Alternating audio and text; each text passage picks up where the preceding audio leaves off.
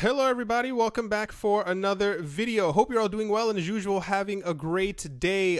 This one completely slipped under the radar. I think it was because of all the news from South Korea and India that we had. It appears that Credit Agricole will begin using XRP as well as Ripple on their network.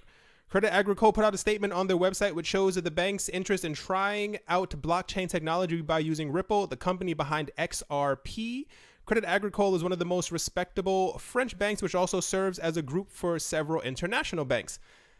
This was from them themselves, Credit Agricole. They said, thanks to the blockchain developed by Ripple, customers of the regional banks and Credit Agricole Next Bank, CANB, in Switzerland will be able to transfer their salary in Swiss francs to their French bank account in just a few minutes compared to the 3 days. Now, after reading around, it appears that this will be, I believe, tested for the next 6 months, as other banks are doing as well.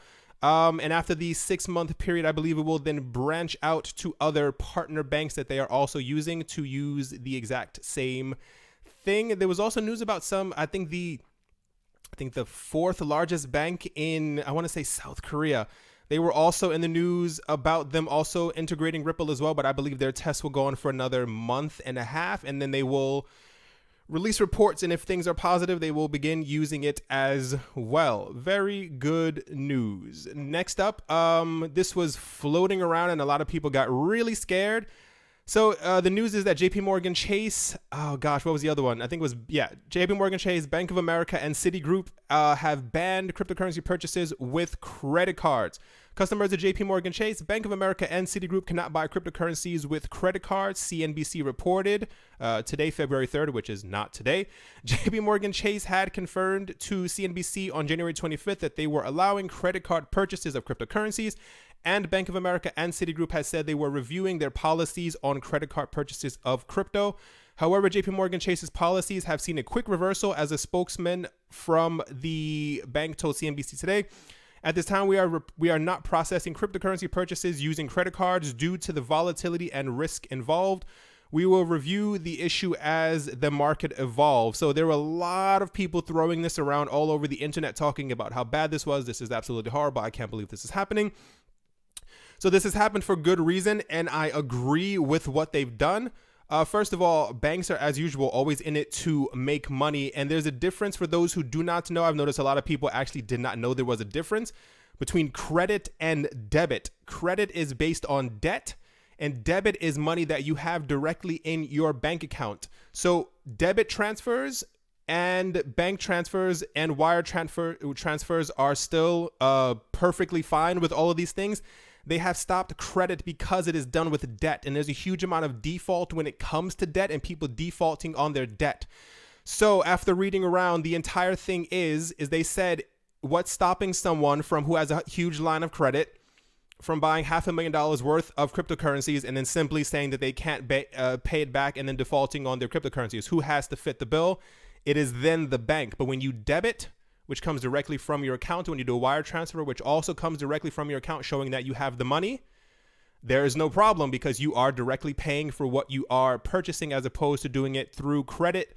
To be fair, our markets are highly volatile. Like I told you before in another video, there are a lot of people who are taking out mortgages to buy cryptocurrencies. This happened November, December. There are a lot of people doing this. They're taking liens on their homes and stuff like that. So imagine what happens should prices fall down and then the bank is left, left there to fit the bill. It does make sense. This is not something to be afraid of. As always, do your own research. It is very important in this world that we live in. Last up, the Bank of Russia says they will allow crypto mining within the country, but they propose miners sell their coins overseas. The Bank of Russia said it will allow cryptocurrency mining in the country, given tax control and reporting considerations. However, the central bank also proposes for crypto miners to sell their coins overseas, which will still oblige them to pay taxes. Obviously, they're not going to get out of paying taxes, especially in Russia. So the entire point of this is a lot of people said they were kind of confused as to why they said crypto mining was okay, but you have to sell your coins overseas. One of the major things that I've read after a couple of while online trying to figure this out, it appears that The idea is that you can mine within the country, which will then make the country a bit richer, if you will, as these operations continue to expand and more money then goes into the country. But as you sell to the country, long story short, it has to do with taking money from outside countries and pushing it into the Russian economy. That is the long and short of it. So it does kind of make sense in the long run. Obviously, like I said before, if countries wanted to ban this, they would have done so already. Russia was one of the countries that kept on saying they were going to ban it, but Russia is very, I don't know if you guys know about Russian politics, they are very firm. They do not give maybe answers.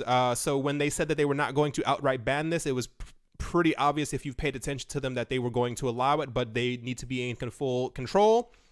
And this is exactly what it is. So pretty weird news day. No bad news going around. I think some of the markets are slowly falling down, but that's probably just because of the weekend. Everyone is probably sleeping, even the people who are normally listening to this. But yeah, that is the news for today. I hope you guys enjoyed. Hope you guys got something from it. Stop listening to these other websites that tell you to be afraid when these things happen. There's a reason why everything is happening the way that it is. But yeah, I hope you guys are having a great day wherever you are, wherever you might be, whatever you might be doing. Thank you once again for all of the support, and I will talk to you all soon. See you.